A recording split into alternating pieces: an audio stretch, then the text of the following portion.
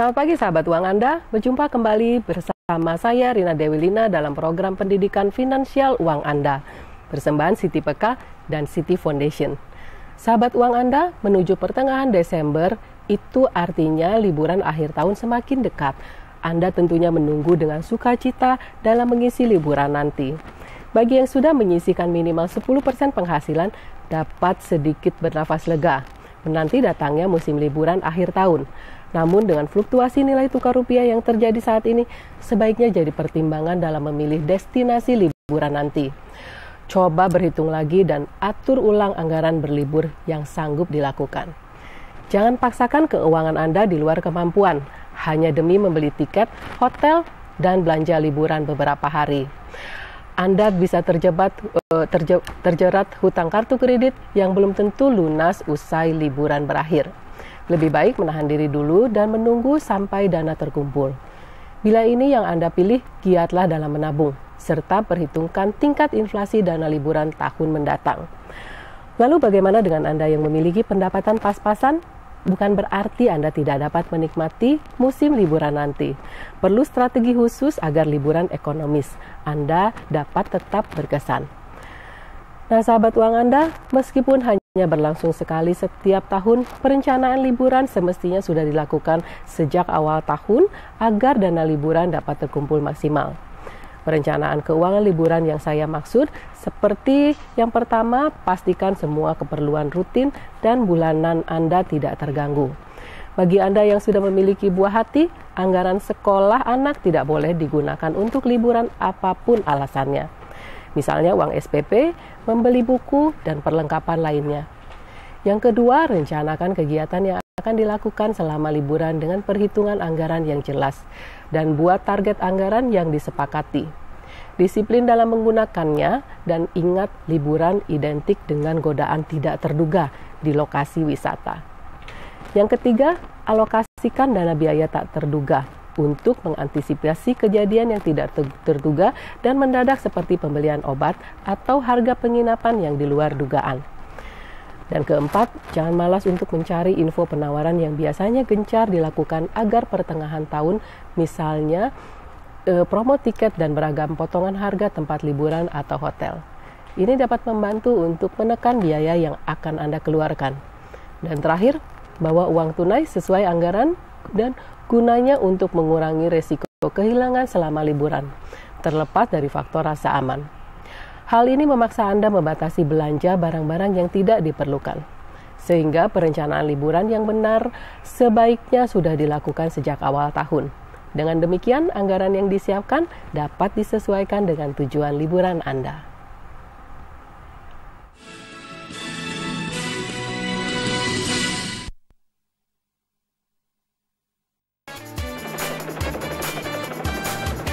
Di anak-anak alam menggali potensi dan menuntun kreativitas anak sejak dini.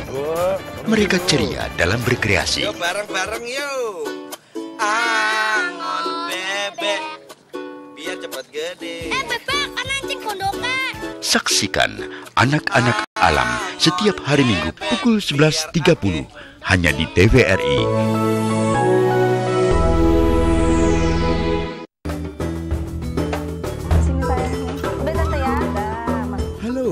Kami ajak Anda mengenal ragam racikan Nusantara. Ini juga menu favorit nggak nih Tante nih? Oh, ini. Resep masakan dengan bahan rempah-rempah asli Indonesia. Harus garam merica gitu ya. Kuliner Nusantara, Senin hingga Kamis pukul 11.30 hanya di TVRI.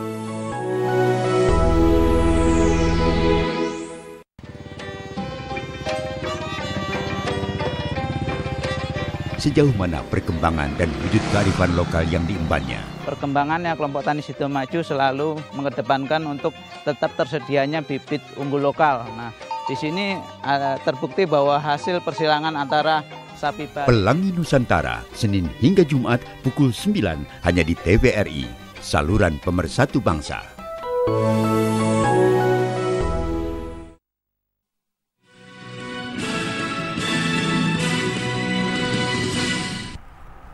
Baiklah sahabat uang Anda, saatnya saya membuka segmen interaktif di nomor di bawah ini. Bagi Anda yang berhasil masuk ke line interaktif, dimohon mengecilkan volume suara televisi Anda, serta tidak menyebutkan nama produk atau perusahaan, dan langsung ke pertanyaan untuk memberikan kesempatan bagi penelpon lainnya. Jangan lupa passwordnya, uang Anda kendali di tangan Anda.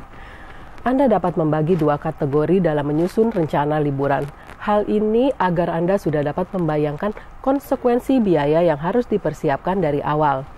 2 kategori tersebut, yang pertama adalah liburan ekonomis yang biasanya berjarak dekat dari tempat tinggal dan dapat dijangkau dengan mudah bila mengajak keluarga.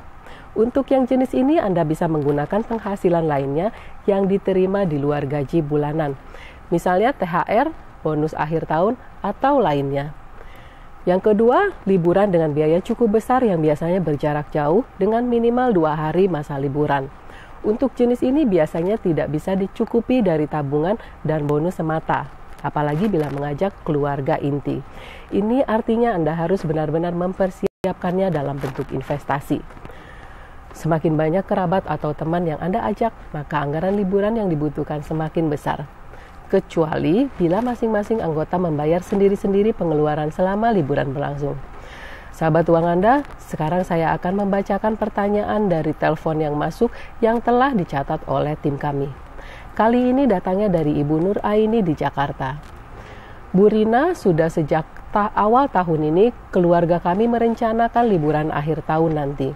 Sayangnya dana liburan yang kami kumpulkan belum bisa mencukupi anggaran yang harus disiapkan. Mohon penjelasannya jika kami terpaksa harus menggesek kartu kredit. Kemudian jenis investasi apa yang bisa dianggarkan untuk liburan mendatang.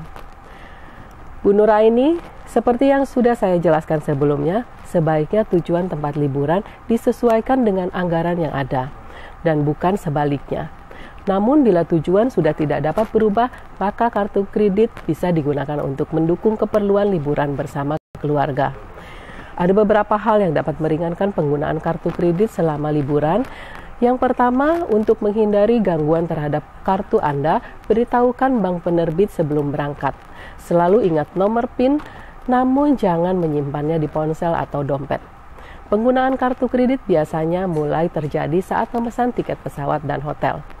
Pastikan kartu kredit yang digunakan memiliki rate nilai tukar yang kompetitif. Dan selebihnya, gunakan transaksi melalui kartu debit atau ATM Anda. Yang kedua, cek penawaran dari bank penerbit kartu kredit selama musim liburan nanti. Dengan demikian, Anda dapat menikmati akses terhadap promo tersebut dengan biaya yang hemat. Kegunaan menggunakan kartu kredit dalam hal ini yaitu akan menambah reward point yang akan diterima sebagai nasabahnya. Yang ketiga, simpan semua bukti transaksi dengan menggunakan kartu kredit sampai dengan tagihan Anda datang. Ini untuk memastikan jumlah yang ditagih sesuai dengan transaksi belanja yang dilakukan. Dan segera hubungi bank penerbit jika ada biaya-biaya yang tidak benar atau mencurigakan. Dan keempat, simpan rincian nomor telepon darurat dari kartu kredit di tempat yang aman dan mudah dibawa. Apabila hal yang tidak diharapkan terjadi, dan Anda sebaiknya menghubungi langsung bagian Customer Assistance Service untuk mengurus penggantiannya dengan cepat. Ini juga untuk memberikan proteksi bebas tanggung jawab terhadap pembelian-pembelian yang tidak sah atau unauthorized. Ya, halo, selamat pagi. Pagi. Ya, selamat pagi. Dari mana dan dengan siapa? Dari Pak Cina. Ya. Ciptado. Ya, silakan pertanyaannya. Nah, mohon maaf teleponnya terputus. Saya akan melanjutkannya. Dan terakhir, buatlah rincian pos-pos pengeluaran liburan yang jelas. Mana yang akan dibayarkan secara tunai dan mana yang akan menggunakan kartu plastik Anda. Biasanya tempat-tempat makan akan gencar membagikan penawaran diskon menjelang high season saat musim liburan. Jangan larut dalam godaan untuk mengkonsumsi sesuatu yang tidak masuk dalam list yang telah dipersiapkan. Halo, selamat pagi. Ya, selamat pagi TPRI. Selamat pagi, dari mana dan dengan siapa? Dari Riau nih. Dengan Bapak begini siapa? Ya. Dengan Bapak siapa? Ya, begini ya. Ya, silakan. Saya sedikit mau meminta penjelasan ya. Apa itu hemat? Kalau saya mengatakan hemat itu menyimpan yang lebih. Ya Pak. Kalau kurang bagaimana mau hemat? Umpama, ini rupiah menjadi sampah. Harga-harga melonjak. Gaji bulanan itu tadi tetap. Ya, pertanyaannya? Apakah? Silakan langsung. Pertanyaannya, ya. Hemat itu apa? Apa mengurangi konsumsi baru hemat? Ya. Ya itu bukan maju namanya. Baik. Kalau ekonomi maju itu tadi berlebih disimpan untuk menjaga-jaga bila mana ada kekurangan. Terima kasih. Terima kasih atas pertanyaannya untuk Pak Samsul. Nah, memang mengkategorikan hemat ini kita perlu mengkategorikan dalam keluarga kita sendiri. Yang utama adalah kita harus mengurangi pos-pos pengeluaran yang tidak penting atau bukan kebutuhan primer. Dalam kondisi seperti saat ini dan penghasilan tidak bertambah, mau tidak mau pos-pos pengeluaran yang tidak perlu, misalnya seperti jajan di luar atau membeli hal-hal bukan kebutuhan yang primer, Anda boleh menguranginya agar bisa lebih berhemat dan bisa menabung. Apabila saat ini masih belum bisa menabung, tidak apa-apa dan perlu penyesuaian waktu mungkin dalam beberapa bulan sampai hemat ini bisa dicapai dengan baik. Demikian jawaban dari saya untuk Pak Samsul di Riau. Nah, saya akan melanjutkan materinya, sedangkan jika Anda mau berinvestasi, Anda dapat mengambil jenis investasi di reksadana pendapatan tetap dengan asumsi target return 8% per tahun. Ya, halo, selamat pagi. Oke, terima kasih. Selamat pagi. Halo, selamat pagi. Selamat pagi, dari mana dan dengan siapa? Dari Suprapto, di Bandung. Boleh dikecilkan suara volume televisinya, Pak?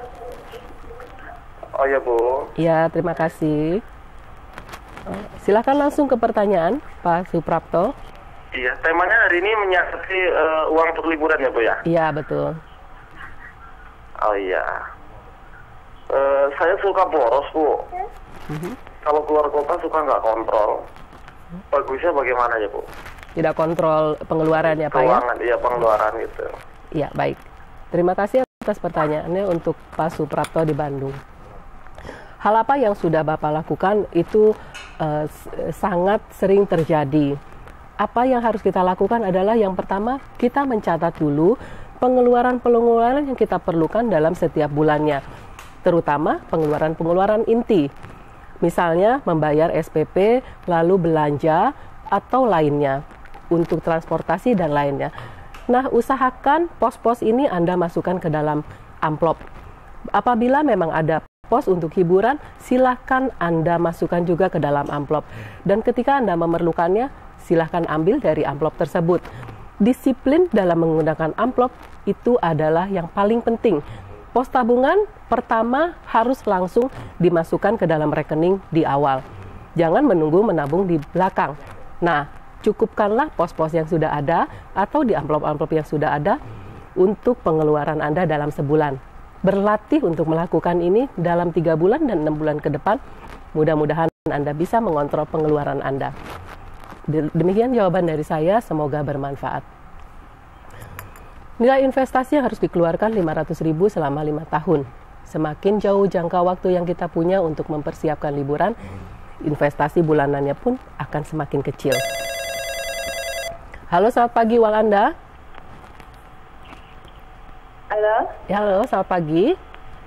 Selamat pagi. Dari mana dan dengan siapa? Ibu Sulis dari Pekanbaru. Iya, silakan pertanyaannya. Gini, Bu. Saya kan sering ikut arisan gitu kan, Bu. Iya. Setiap bulannya gitu kan. Jadi sisa untuk uang belanja itu agak berkurang. Bagaimana saya mensiasatinya, Bu? Baik. Arisannya memang sangat diperlukan ya, Bu? Iya, istilah arisan bulanan gitu loh, Bu. Oke. Baik, Ibu Sulis, terima kasih atas pertanyaannya. Memang arisan ini bisa menjadikan satu bumerang untuk Anda bila melakukan arisannya sangat banyak. Cobalah mulai memilih arisan mana yang perlu Anda ikuti.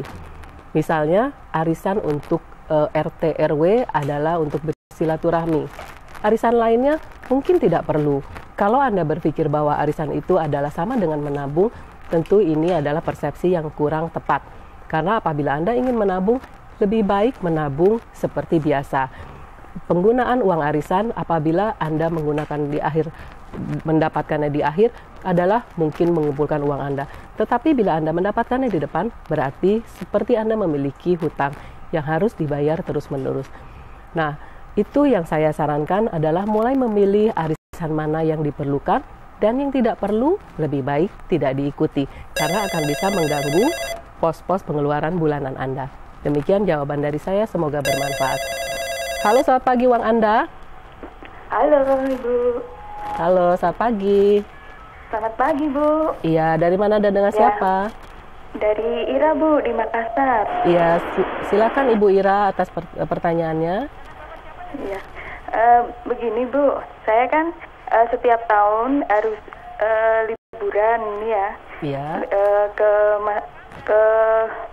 Ke kampung halaman lah. Nah itu gimana ya Bu untuk mensiasati supaya nanti pulang liburan itu nggak terjadi minus gitu. Tidak terjadi minus. Baik Ibu. Ya. Baik, terima kasih atas pertanyaannya. Ya, terima kasih Bu. Ya. Halo, selamat pagi uang Anda. Halo. Halo. Pagi. Dari mana dan dengan siapa? Dari Pontianak, Bu. Dari Pontianak, dengan Bapak siapa? Bapak Akang. Ya, silakan pertanyaannya. Jadi gini, Bu. Kalau setiap bulannya itu pendapatan hanya 750. Ya. Cara untuk menabung itu gimana ya, Bu? Untuk menghematnya. Pengeluarannya berapa Pak setiap bulannya? Pengeluarannya 600 lebih gitu, Bu. Pengeluaran setiap bulan 900 lebih ya. Baik, terima kasih atas pertanyaannya untuk Pak Akang. Nah, saya akan menjawab dahulu pertanyaan dari Ibu Ira dari Makassar. Ibu Ira, sepertinya liburan Anda pulang ke kampung sudah terjadwal. Mungkin 1 tahun 2 kali atau 3 kali atau bahkan 1 kali. Apabila ini memang sudah terjadwal, ada baiknya memang ditabung dari awal. Misalnya masih 6 bulan lagi akan pulang, berapa ongkos yang harus dikeluarkan, lalu berapa mungkin uang yang harus dibagikan di sana kepada keluarga, Anda bisa mulai menabungnya dari sekarang. Apabila ternyata dalam 6 bulan uang ini belum cukup untuk pulang atau untuk liburan, menurut saya ada baiknya ditunda sampai dalam 1 tahun atau uang ini terkumpul. Mengapa? Karena apabila setiap tahun Anda harus menombok untuk liburan, berapa banyak apabila itu dilakukan selama 5 tahun. Berarti menabung menjadi berkurang. Mungkin biaya untuk lainnya menjadi tidak tersedia. Nah, demikian jawaban untuk saya untuk Ibu Ira. Saya akan menjawab untuk Pak Akang di Pontianak. Tentu saja dengan hal seperti yang sudah terjadi sekarang, ini akan sangat merepotkan karena penghasilan 750 dan pengeluaran 900. Apabila memang ternyata pengeluaran tidak bisa dikurangi lagi, artinya adalah ini hanya pengeluaran-pengeluaran yang sangat penting, mau tidak mau Anda harus mencari penghasilan tambahan. Apapun Anda bisa melakukannya, misalnya bisa melakukan satu usaha atau bisa bekerja di luar waktu kerja Anda untuk menambah penghasilan. Usahakan penerimaan harus sesuai dengan penghasilan. Apabila 1 bulan Anda menombok 150.000, artinya dalam 1 tahun Anda sudah akan menombok 1.800.000 rupiah. Nah, demikian jawaban dari saya untuk Pak Akang. Semoga jawaban saya bermanfaat. Sahabat uang Anda, bagi Anda yang berhasil masuk ke line telepon akan mendapatkan bingkisan menarik dari kami. Sedangkan bagi yang belum berhasil, Anda tetap dapat menyampaikan permasalahan finansial melalui email info@uanganda.or.id.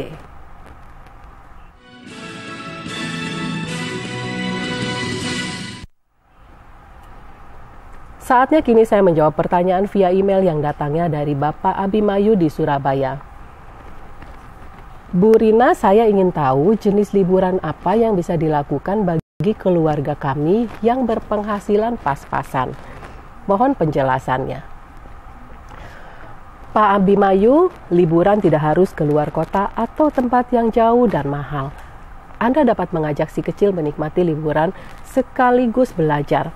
Mengunjungi museum dan tempat bersejarah yang ada di kota Anda membuat buah hati Anda mengetahui potensi kotanya sendiri. Biasanya selama liburan banyak agenda kegiatan dan kreativitas yang dirancang yang dekat dengan lokasi Anda. Misalnya di klub kreativitas dengan mengikuti kelas menggambar, melukis, membuat kerajinan tangan, dan lain sebagainya. Ada juga lokasi liburan yang akan membuat keluarga Anda tidak perlu mengeluarkan biaya besar. Misalnya mengunjungi lokasi liburan ilmiah antara lain berjalan-jalan ke Kebun Raya Bogor, Museum Geologi di Bandung, atau Bosca, tempat teropong bintang di Lembang, maupun yang ada di Taman Ismail Marzuki. Bila Anda berencana berlibur di luar tempat Anda tinggal, ketahui apakah Anda memiliki teman atau kerabat di kota tersebut. Selain menghemat sebagai tempat tinggal, Anda dapat mempererat tali silaturahmi dengan mereka. Meskipun bisa dihemat, namun yang namanya liburan membutuhkan anggaran khusus. Cara mengumpulkan dana liburan yang bisa Anda lakukan, yang pertama adalah menabung reguler secara setiap bulannya. Membuat rekening terpisah dana liburan lokal, dan selain sisa gaji per bulan, bisa juga alokasi dari bonus, THR, insentif, dan jika ternyata masih belum cukup juga, maka carilah penghasilan tambahan untuk anggaran liburan Anda. Demikian penjelasan dari saya untuk Pak Abimayu. Semoga dapat membantu Anda. Nah, sahabat uang Anda, beberapa tips dalam menyiasati pengelolaan keuangan saat liburan. Yang pertama adalah memiliki target spesifik liburan impian Anda. Lebih mudah mempersiapkan sesuatu yang spesifik dengan rincian yang jelas daripada yang sifatnya dadakan. Sesuaikan rencana dengan penghasilan yang dimiliki. Mampukah Anda menabung setiap bulan untuk membiayai perjalanan impian ini? Jika tidak, kurangi rencana dan buat perencanaan lebih realistis atau tunda keberangkatan. Yang kedua, begitu sudah menetapkan anggarannya, buatlah rekening tabungan terpisah dari bank. Niat dan lakukan transfer otomatis sejumlah dana khusus secara rutin untuk perjalanan impian yang sudah ditetapkan. Dan ketiga, bernegosiasi dengan staf hotel untuk memperoleh tarif lebih baik. Anda bisa melakukannya dengan menelpon staf hotel dan meminta diskon. Caranya, carilah daftar harga hotel di penjualan online. Biasanya lebih murah. Nah, Anda bisa minta harga ini langsung kepada hotel. Yang keempat, beralih ke kartu kredit yang memberikan potongan harga bila membeli tiket pesawat atau hotel dengan kartu kredit. Potongan harga bisa mencapai 70%. Walaupun fasilitas yang diterima agak berkurang. Dan kelima, nikmati hasilnya. Jika jauh-jauh hari sudah merencanakan dan menabung demi liburan untuk bersantai dan menikmati hidup, karena sudah termasuk dalam anggaran, pengeluaran untuk makan adalah paling utama saat berlibur. Dengan kreativitas dan perencanaan, Anda dapat menghemat uang dan membeli makanan yang tidak mahal tapi bukan junk food. Untuk 3 kali sehari. Saat menentukan tempat menginap, pikirkan kemungkinan menyewa tempat yang dilengkapi mini kitchen atau pantry dan microwave, kompor gas atau kompor listrik, dan kulkas kecil untuk menyimpan bahan makanan dan buah-buahan untuk jus buah. Guest house biasanya memiliki fasilitas ini.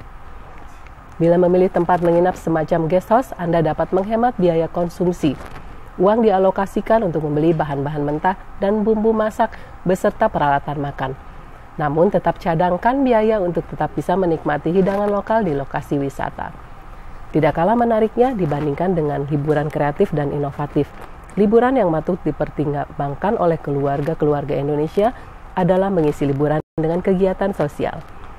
Orang tua bisa membawa anak-anaknya pergi ke panti asuhan untuk melihat teman-teman mereka yang hidup di panti asuhan.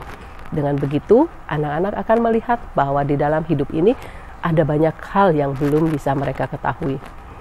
Selain ke panti asuhan, anak-anak bisa diajak ke panti jompo. Di sana orang tua bisa memberi pengertian pada anak dan menanamkan nilai moral bahwa setiap orang akan menjadi tua. Pengertian yang kemudian bisa ditanamkan pada anak-anak dengan mengunjungi panti jompo adalah bahwa orang tua juga membutuhkan kasih sayang. Nah, sahabat uang Anda, demikianlah episode kita hari kali ini. Kami menerima pertanyaan, kritik, maupun saran dari semua sahabat uang Anda. Silakan kirim ke alamat email kami di info@uanganda.or.id atau bergabung dengan grup Uang Anda dengan like Facebook page di halaman Uang Anda. Anda juga dapat follow kami di Twitter di @uanganda. Bagi Anda yang mengirimkan pertanyaan paling menarik, akan kami kirimkan paket buku panduan pendidikan finansial persembahan Siti Peka dan Siti Foundation. Saya Rina Dewilina, sampai jumpa lagi di hari dan jam yang sama hanya di TVRI. Uang Anda, kendali di tangan Anda.